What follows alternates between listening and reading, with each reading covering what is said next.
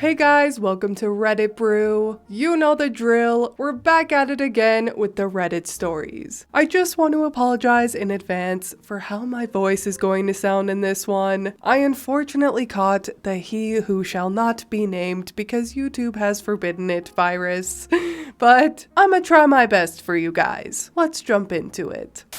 Karen gets arrested because I wasn't being a good cashier. This story is long, but I promised to write it. Bear with me, please. So, I used to work as a cashier in a supermarket. This story took place on my 4th day of work there, and my 2nd day working at cash on my own, without a supervisor sitting next to me. Yes, I had 2 days of training. Supermarkets in my country are a zoo on a regular day. However, Thursdays and Fridays are absolute mayhem at the store and are a special kind of hell. Fridays, the store closes 2 hours before sundown, as do most stores in this country. During the winter, this means around 1400, and in the summer, closer to 1630. People get crazy on Fridays, trying to get all their shopping done and get home in time to cook dinner. If you can avoid coming to the store on Friday, please do so at all costs. The reason Thursdays are hell is because we get all the customers who don't want to come on Friday. Now, this was early evening on a Thursday. The store is absolutely jam-packed. We had 10 checkout lines open, and every line had at least 7 to 6 people in line. Basically, if you are stuck with a slow cashier, there is nowhere else to go, unless you have 10 items or less. Everything is going well, until I get a customer with 2 shopping carts full of items, mostly non-perishable items. And these are large carts you find around big stores in the US, like Walmart. I found out later that he buys this for a community center in his neighborhood, and he fills up their pantry twice a year. Nice guy. He greeted me very politely and then said the most dreaded words I could have heard that night. This will be a delivery. Just a quick break from the story to explain why this was so dreaded, especially on a day like today. When we get a delivery, the cashier would call a helper from the store to help bag the groceries. Usually people do their own bagging. The bags would then be placed in plastic containers, and the containers would then be placed on top of each other and taken to the back fridge until delivery.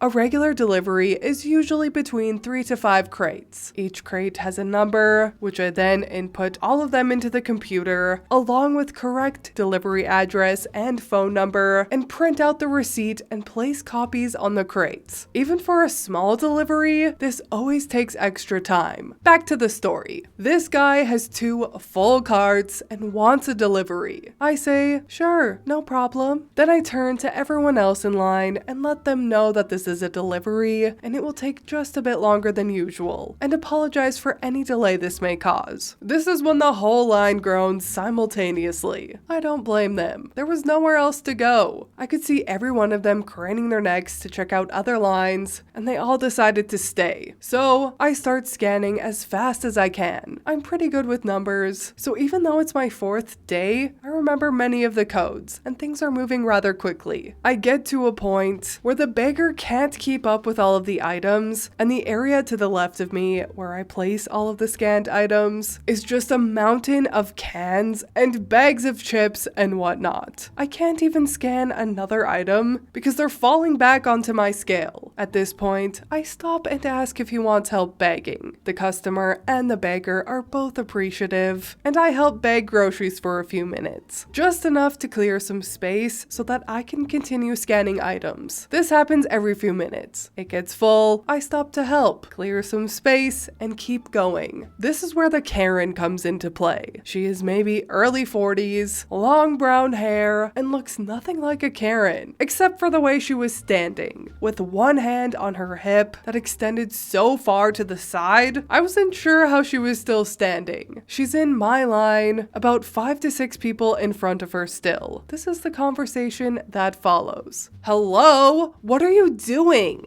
Me not answering because I didn't think she was talking to me. I keep scanning. Excuse me? What kind of cashier are you? Why aren't you doing your job? I'm sorry, ma'am. I'm just trying to... That's not your job. You're a cashier. Do your job. Do your job. I realize now, after reading so many Reddit stories, that this would have been a perfect chance for some malicious compliance. I'm sure some of you hope that I did just what Karen wanted. Too bad I didn't know about it then, or that it was only my 4th day on the job. Unfortunately, that's not what happened. Although, I dream sometimes that I did just that. Sit back and sip my coffee until the space cleared for more scanned items. You know, be a cashier next time. I'm just helping to move things along faster. If this is a problem or you're in a hurry, feel free to move to another line. I'm sure another cashier will be more than happy to serve you. Just do your damn job. You're a cashier. What's wrong with you? Are you stupid? You should be fired. I stop listening at this point and don't answer, as I'm still helping to beg and scan as fast as possible, knowing it's not gonna help anyway. However, I see one of my managers, let's call him Joe, walk up to Karen. Joe is great, by the way, always helping the workers. What seems to be the problem? Your cashier is awful. She's not doing her job. You should fire her. Tell her to do her job. She's not doing her job. She repeated that several times like a broken record. Joe looks over at me for a second, understands exactly what's happening, then turns to Karen and says, "Can't you see she's trying to help? She's trying to make this go much faster." Now Karen starts screaming words, I'm assuming, but I couldn't really make them out. She was practically foaming at the mouth. Joe tries to calm her down by explaining, or trying to, how me bagging items is actually helping, and this makes Karen even more irate, if you can believe it. Spit flying from her mouth, arms flailing, screaming like a banshee. Suddenly, I notice an older woman, must have been around 80 years old, trying to get Karen's attention by tapping her on the shoulder. It takes her a few tries, but she finally gets her attention and spins her around by her shoulder. Hey, Karen. Karen, excuse me. Karen. What? Your daughter is crying. The sea of people in front of me parts a bit, and we all look down and see a little girl who couldn't have been older than 4, clutching her mother's thighs, bawling her eyes out, snot coming out everywhere, hyperventilating. This girl was terrified, and I can't blame her. Seeing her mother going off like that must have been terrifying, and she has no idea what's happening. She's in a huge store where she knows no one, and she's practically invisible. Look what you did! You and your stupid cashier made my daughter cry. Things happened in slow motion for the next few seconds. She starts to swing towards Joe. She would have decked him right in the face if the nice old lady hadn't grabbed her in a bear hug to stop her. Yes, she did. I had to pick my jaw up off the floor. At this point, I saw mall security storm the castle. Our store was inside a mall, and the sea of people just surrounded Karen, and I couldn't really see much of anything anymore. Kind of like football players when there's a fumble, and they all jump on the ball. By the sound of yelling getting farther and farther away, I figured Karen was being led either to the back office or to the mall security office, mall jail. The entire time this is happening, I'm still begging and scanning items, and I'm about halfway through this customer's purchase. I finish up with him with no more problems. He was very nice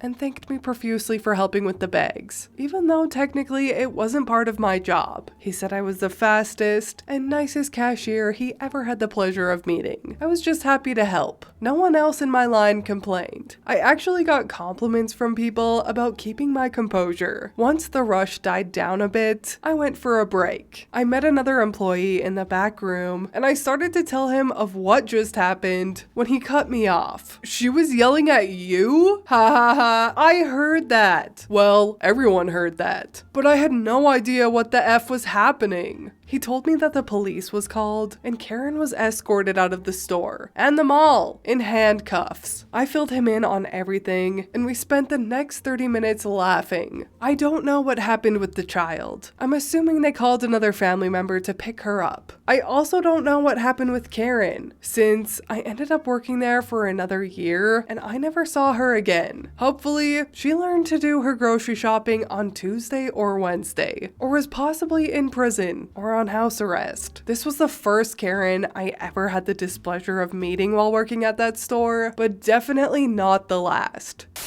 Great googly moogly. Okay, yes, the Karen was way out of line, and she is definitely the true antagonist in this story. And I am not defending her at all. And yes, that man was doing a very nice thing by filling a pantry at a community center. But like, why would he do all of that shopping on the busiest day of the week? That's like people who buy hundreds of dollars worth of lottery at the busiest convenience store at the busiest time. And I know people may think I'm harsh for saying that, and to prove I'm not soulless for thinking this way, one of the top comments on this story was actually somebody asking the same question. I don't understand what the heck that guy was doing buying all of that on a Thursday. To which OP replies, that guy ended up with a delivery of 15 crates. I had not seen that big of an order before or since. Like, I don't know, it just seems a bit rude to me to buy 15 crates of groceries and request delivery on the busiest day. But again, bless his heart for helping a community center, and I'll give him the benefit of the doubt and just assume that there's no other day he can do his shopping. The sweet justice and karma that happened with Karen getting arrested is good enough for me, and I hope that poor sweet little girl doesn't turn out to be like her mother. And I hope she's okay. But that is all for me today. Again, I apologize for my voice, and don't worry about us. The precious cargo and I are doing just fine on the righteous path of recovery. Please leave a like and subscribe if you want. I truly appreciate when you do, and I will see you in the next Reddit story. Bye!